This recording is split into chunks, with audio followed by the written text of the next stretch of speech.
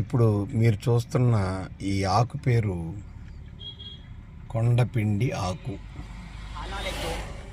కొండపిండి ఆకు ఇది పిచ్చి మొక్కలాగా విపరీతంగా పెరుగుతుంది. ఎక్కడ చూసినా దొరుకుతాయి. అనుకోకుండా మేము ఈ శ్రీశైలం అడవుల్లో దీన్ని చూడటం జరిగింది. దీనివల్ల ఉపయోగం ఏంటో మీకు తెలియాలని నేను ఈ వీడియో చేస్తున్నాను.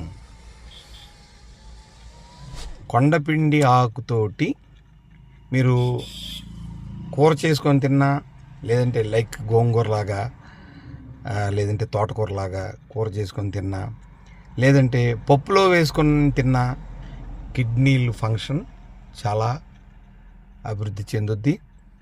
అట్లాగే క్రియాటినం తగ్గిపోతుంది దీనివల్ల. దీన్ని 40 రోజులు భోజనంలో తీసుకున్నట్టయితే క్రియాటినం ఏదైతే ఇంక్రీజ్ అవుతుందో 1.5 ఉండాలి. 1.5 కంటే ఎక్కువ ఎవరికైతే చూపిస్తూ ఉంటుందో ఇది తిన్నట్లయితే 40 రోజులు అది కూరల్లో మెడిసిన్ ఆటోమేటిక్గా మీకు కడుపులోకి వెళ్ళిపోతుంది. సో అప్పుడు క్రియాటినం ఆటోమేటిక్గా తగ్గిపోతుంది అన్నమాట. దీన్ని మీరు గుర్తించడం కోసం ఇంత క్లోజప్లో మీకు ఇస్తున్నాను.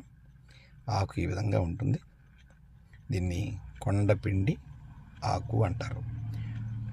ఇది మీకు పొలాల్లో గట్ల మీద ఎక్కడ పడితే అక్కడ మీకు కనిపిస్తూ ఉంటుంది. తీసుకొచ్చుకోవచ్చు.